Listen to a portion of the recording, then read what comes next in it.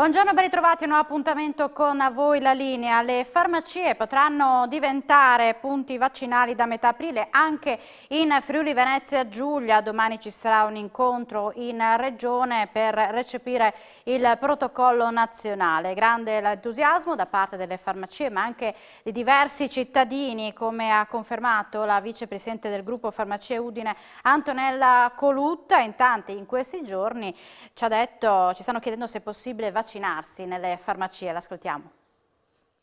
Siamo entusiasti di questa opportunità e lo sono anche i cittadini. Ieri in farmacia venivano un po' dappertutto a chiedere se era già possibile vaccinarsi anche da noi. L'aspettativa dei cittadini è altissima e quindi, guardando al modello Liguria, diciamo che questo è il primo passaggio a cui tendiamo. Ecco. Le farmacie della nostra regione sono pronte a questa novità?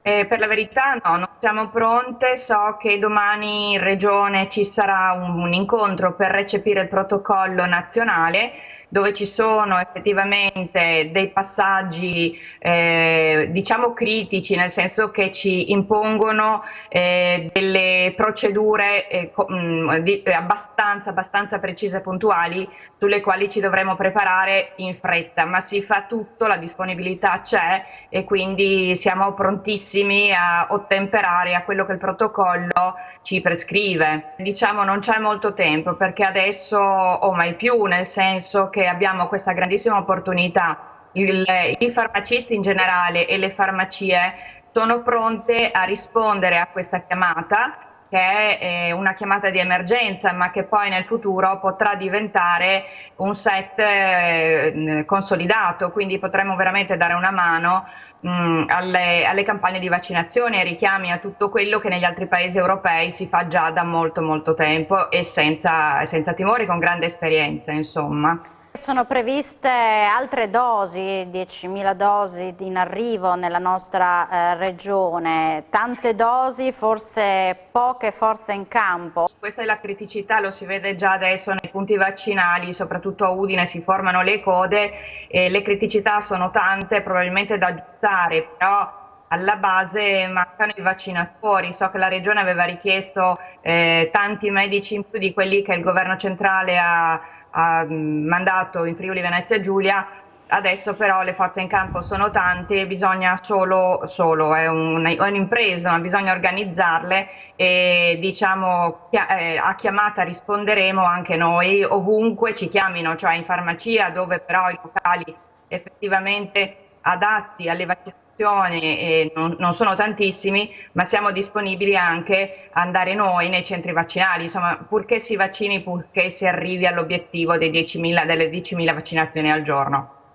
Come sono andate invece le prenotazioni in farmacia? Questo è stato organizzato invece benissimo e soprattutto in questa fase in cui abbiamo raccolto e stiamo raccogliendo le adesioni delle persone fragili con tutte le criticità del caso, perché non spetta a noi valutare le patologie che sono ammesse a questa tranche di vaccinazioni.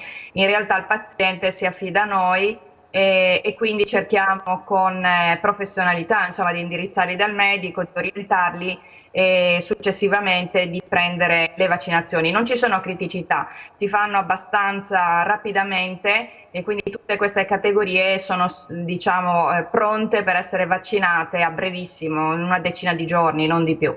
Qualcuno vi ha chiesto, si è avvicinato magari con dei timori, delle paure verso le dosi AstraZeneca. Lei si sente di rassicurare chi ha la possibilità di vaccinarsi con AstraZeneca? Assolutamente sì, anche se il foglietto illustrativo di AstraZeneca è cambiato, è stato integrato, quindi come tutti questi vaccini ci sarà un periodo di osservazione attento che però spetta all'EMA, cioè ci dobbiamo fidare degli organi sovranazionali e nazionali che controllano giornalmente, insomma, l'esito delle dosi e le eventuali criticità. Ed ora andiamo in diretta a Tricesimo, dove per limitare la velocità dei mezzi sono in fase di installazione dei semafori intelligenti. Ma ci spiega tutto la nostra Paola Treppo, che vedo pronta in collegamento. A te la linea. Sì, grazie Alexis, buongiorno ai nostri telespettatori, siamo a Tricesimo nella cosiddetta piazzetta Boschetti, più nota all'altezza di un incrocio che pensate ha 7 intersezioni, con il vice sindaco di Tricesimo Renato Barbalace per parlarvi del traffico importante che c'è in questo punto che connette diverse località della zona a nord di Udine, per parlare anche di un progetto in fase di attivazione per limitare la velocità. Buongiorno. Buongiorno. Bene, come diceva la dottoressa Treppo, questo è un incrocio ad alto rischio ed è un incrocio dove in pratica si intersecano 7 vie. Quella che vediamo alla mia destra è tutta, si scarica qui, arriva qui tutta la popolazione di Colloredo di Montalbano, tutta la frazione di Ara. Di fronte vediamo che arriva tutto il centro, ma anche Adorniano e anche Savorniano Nimis. Alla mia sinistra l'incrocio praticamente arrivano quelli da Tarcento e dalla frazione di Fraelacco. Naturalmente l'arteria principale arriva dalla Carnia, quindi abbiamo tutto il transito della statale Pontebana, Austria compresa, che si va a scaricare poi a sud verso Udine. Quindi è sicuramente una zona ad alto rischio dove succedono degli incidenti. Allora, come amministrazione abbiamo pensato che per essere anche correttivi, per essere educativi e per evitare incidenti, è bene che questa zona sia controllata. Allora ci siamo attivati a far partire in questi giorni, dico anche, posso già anticipare, entro il mese di aprile sarà attivato il cosiddetto semaforo rosso. Semaforo rosso praticamente che è molto attivo, molto efficiente a segnalare e a fare, a rilevare tutte quelle che sono le infrazioni del passaggio quando il semaforo diventa rosso. Ecco, quindi un semaforo rosso, un semaforo intelligente che rileva le infrazioni. Vedete accanto a noi anche gli agenti della polizia locale del comune di Tricesimo, un'arteria comunque sorvegliata. Anche questa mattina abbiamo visto una pattuglia della polizia di Stato che sta monitorando questa importante arteria. Ricordiamo naturalmente che siamo a ridosso delle festività pasquali, quindi è particolarmente controllata più di sempre. Un incrocio questo che purtroppo vede anche diversi incidenti. Sì, è un incrocio che vede diversi incidenti perché la fretta oggi ci porta a essere sempre veloci, sempre più a non osservare quello che è il codice della strada, e di conseguenza è bene anche, visto che siamo in centro a Tricesimo, salvaguardare pedoni e ciclisti proprio in questa zona dove maggiormente c'è questa possibilità di alta incidenza di incidenti. E il semaforo che noi vogliamo attivare è un semaforo, come diceva la dottoressa, intelligente, è un semaforo dove in modo incontestabile vengono così rilevati quelle che sono le infrazioni, perché è un semaforo che segnala e scatta quello che sono praticamente, prende in video i fotogrammi, e quindi è incontestabile perché non è una semplice sequenza o una foto, ma è una sequenza video. Allora ringraziamo il vice sindaco di Tricesimo Renato Barbalace, grazie anche agli agenti della polizia locale per il loro lavoro. E qui da Tricesimo, Alexis, ti restituisco la linea. Grazie a te, Marco Pasquariello, per questo collegamento in diretta da Tricesimo. Ed ora andiamo a Piancavallo, perché in vista delle festività pasquali saranno intensificati anche i controlli nella località, dove sono attese molte persone, in particolare nelle seconde case. Fari puntati su eventuali furbetti. E intanto nella località avianese, dopo un inverno di chiusura, si spera una primavera estate con i turisti. Ne abbiamo parlato con l'assessore Danilo Signore. Siamo in compagnia di Danilo Signore, assessore comunale ad Aviano con delega al turismo e al Piancavallo. E proprio del Piancavallo parliamo perché si avvicina la Pasqua, tante persone hanno la seconda casa nella località avianese. Insomma, qualche consiglio su come utilizzare la seconda casa, premesso che ci saranno i controlli? Sì, intanto buongiorno a tutti. Sì, i controlli sicuramente ci saranno. I nostri concittadini proprietari della seconda casa, ma anche i proprietari che non sono avianesi, ovviamente ne sono tantissimi, fino ad oggi hanno tutto sommato rispettato quelle che sono le direttive e le normative Covid.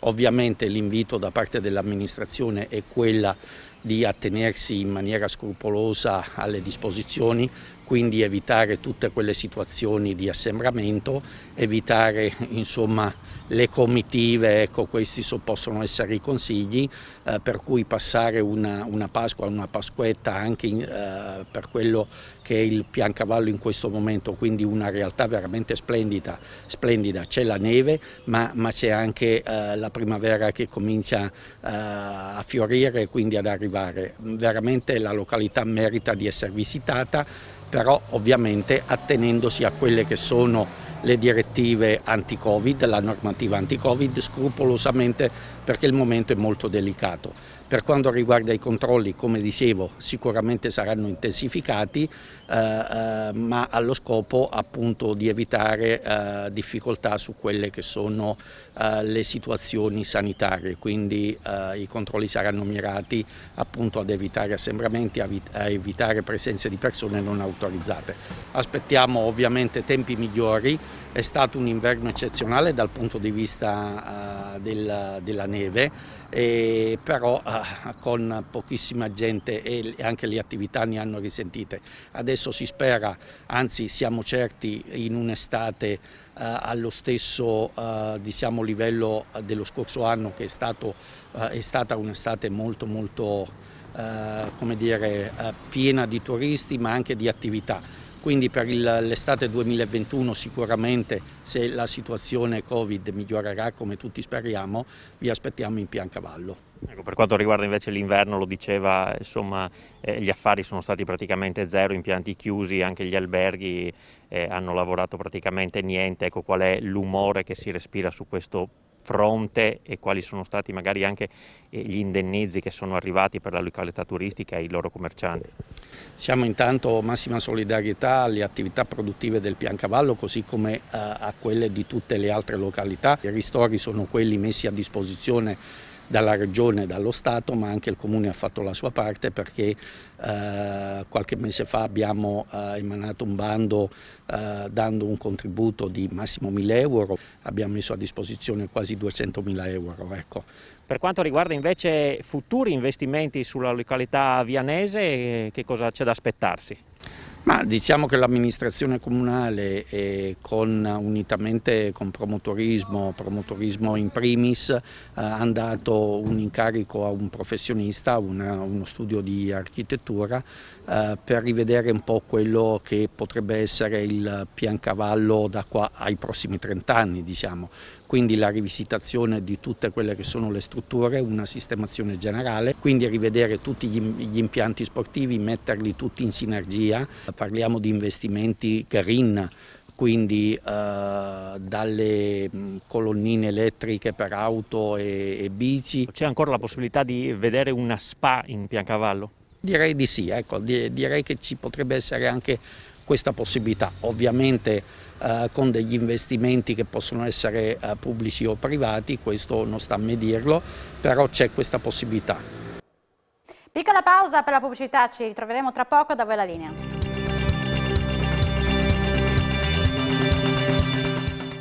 Bentornati in diretta, da voi la linea. In una corte privata posta nel pieno centro di Udine è in fase di realizzazione un gigantesco murale. Sa realizzarlo è lo street artist varesino Andrea Ravo Mattoni, noto in Europa per la sua vocazione nel riprodurre e dare vita con le bombolette spray ai capolavori dell'arte italiana. Domani il writer concluderà il suo graffito, questa volta dedicato a uno dei più celebri dipinti di Michelangelo Merisi.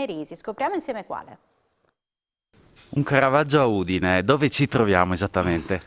Ci troviamo a casa mia, nel terrazzo di casa mia, che è attualmente in ristrutturazione, in pieno centro a Udine, e ho avuto l'idea di far abbellire una parete del mio terrazzo da un grande artista di fama internazionale che si chiama Andrea Ravo Mattoni, specializzato nel portare l'arte classica nei muri delle città, non solo in Italia. Che cosa verrà dipinto? La vocazione di San Matteo, un bellissimo dipinto di Caravaggio attualmente esposto a Napoli. Nell'immagine si vedono dei commensali ad una tavola intenti a mangiare o a giocare, e si vede Gesù che con la luce che arriva appunto dalla spiritualità, quindi da Gesù, illumina l'immagine, a differenza della finestra che c'è ma non porta luce, e indica appunto Matteo come all'apostolato, quindi lo indica come nella vocazione all'apostolato, e si intravede anche un personaggio maschile giovane che dovrebbe essere appunto un autoritratto del Merisi. Il richiamo è all'ultima cena di Leonardo, è la mano che Gesù tende verso San Matteo, è un richiamo alla Cappella Sistina, quindi a Michelangelo. Come mai questa idea? Sarà una visione totalmente privata quasi? Ma visione privata nel senso sì, perché ovviamente questo è un terrazzo privato di casa mia, sarò felice di far venire qui chi vorrà vederlo gratuitamente, perché secondo me l'arte deve essere condivisa. L'arte secondo me dà dei piaceri importanti, soprattutto in questo periodo, ti arricchisce e non costa. E quindi sì, ovviamente qua non siamo in un museo, però chiunque volesse venire mi contatterà e sarà un piacere averlo ospite a casa mia. I vicini di casa sono contenti? Ma guarda, fino adesso sì, si sono affacciati in tre, mi hanno fatto delle domande, ho chiesto, ho spiegato, qualcuno è addirittura venuto qui in terrazza a verificare, a vedere l'artista all'opera. Non credo che l'arte possa dar fastidio a qualcuno. Come si confronta un artista con un maestro? Beh, diciamo io mi confronto tutti i giorni con grandi maestri del passato, riproducendo queste grandi opere d'arte, traducendole più che altro con le bombolette spray. Io lavoro sempre su una correlazione con il territorio, lavoro un po' in tutto il mondo e creo dei ponti con le istituzioni museali, ogni qualvolta che sono in una città differente, in una nazione differente. Qui siamo, diciamo, in un ambiente privato, quindi è una commissione di Angelo Casa, carissimo amico, abbiamo deciso appunto assieme di riprodurre la vocazione di San Matteo di Caravaggio. Comunque, come mi confronto? Con un timore reverenziale gigantesco, ogni volta è comunque una grande sfida e ogni volta mi sento come un nano sulla testa di giganti. Anche perché tradurre in bombolette le pennellate del Merisi non è facile. No, non è semplice, come non è stato semplice per Delacroix, per Georges de Latour, per Leonardo da Vinci, su tutti. Cerco di tradurlo al meglio, è una tecnica chiaramente completamente differente da quello che è l'olio o gli acrilici, diciamo, non posso miscelare i colori dal giallo al blu, creare il verde. Quindi, e soprattutto non tocco la superficie, da lì aerosol art, e quindi sì, è un approccio completamente differente, ecco. Il prossimo anno sarai impegnato in Francia quasi per 12 mesi. Hai trovato un po' di tempo anche per l'Italia in questo periodo pandemico? Ma diciamo che il mio lavoro si svolge un po' in tutto il mondo, principalmente in Francia, ma ovviamente quando ho l'opportunità di lavorare in Italia sono ben contento. Io arrivo da Varese, sono italo-svizzero, però sono nato a Varese. L'anno prossimo sì, sarò in Francia e avrò 3 esposizioni museali molto molto grandi, diciamo magari non per 12 mesi, però mi occuperanno parecchio tempo. Sono 3 musei a Le Mans, a Colmar e a Parigi. E questo perché lavoro anche su tela, su grossi formati, sempre a spray, nella medesima maniera, traducendo o sottraendo, diciamo, al colore, facendo tornare il disegno preparatorio quasi dell'opera originale. Poi se avrete la pazienza di andare a vedere qualche cosa su internet, cari spettatori, potrete vedere un po' di più di quello che è il mio mondo e la mia poetica. Tanti di voi ci hanno chiesto se si può continuare a esercitare la pesca sportiva anche in zona rossa. Per capire quali sono i limiti e quali le concessioni, siamo andati all'Ente Tutela Patrimonio Ittico di Udine. Siamo con Francesco Miniussi, direttore dell'Ente Tutela Patrimonio Ittico, per capire insieme a lui quali sono i limiti, quali le concessioni per la pesca sportiva in zona rossa in Friuli Venezia Giulia, ma probabilmente applicato anche al resto dell'Italia. Molti di voi ce l'hanno chiesto, l'abbiamo girata la vostra domanda direttamente, insomma, al responsabile. Buongiorno. Buongiorno a voi e grazie anche per questa possibilità che mi date di chiarire un punto su cui effettivamente ci sono pervenute e continuano a pervenirci ogni giorno molte richieste. La situazione è questa: in zona rossa la pesca sportiva è praticabile nell'ambito del comune in cui si risiede o si domicilia abitualmente, quindi all'interno del comune non ci sono limiti. È anche possibile, mentre si pesca, cioè mentre si svolge l'attività, quindi pescando lungo un fiume o una roggia, sconfinare, per esigenze legate appunto alla necessità della pesca sportiva, purché poi si rientri nel comune da cui si è partiti, che deve essere sempre quello di residenza o di abituale domicilio. Questa è la situazione. È molto chiara già da qualche settimana, ci sono delle FAQ anche sul sito della Presidenza del Consiglio che chiariscono questo punto. Noi abbiamo immediatamente, anzi prima di entrare in zona rossa, pubblicato questa notizia, questa comunicazione sul nostro sito, al quale invito tutti a fare riferimento, anche perché il sito è costantemente aggiornato in funzione dell'evoluzione della pandemia. Quindi se si modificano i criteri o la classificazione delle zone, noi immediatamente modifichiamo anche il sito. Se una persona che pratica pesca sportiva sul proprio territorio di residenza non ha la possibilità di pescare, che cosa può fare? No, in questo momento non è assolutamente consentito uscire dal proprio comune. Tenga presente che comunque quasi in tutti i comuni della regione Friuli-Venezia Giulia esistono dei tratti dove si può pescare.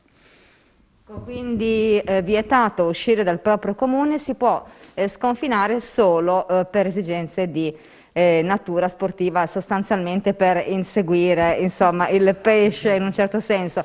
Ecco, vediamo anche quanti sono gli amanti di questo tipo di attività sportiva in Friuli-Venezia Giulia.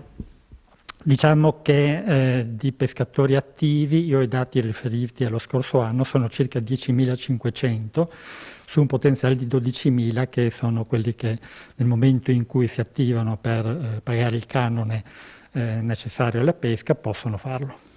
Ecco, e poi un'altra domanda: se qualcuno di noi improvvisamente avesse voglia di pescare e diciamo interpretasse liberamente la legge andando a pescare senza avere nessun tipo di documento, può farlo? Deve invece registrare, deve dare una comunicazione? Come funziona?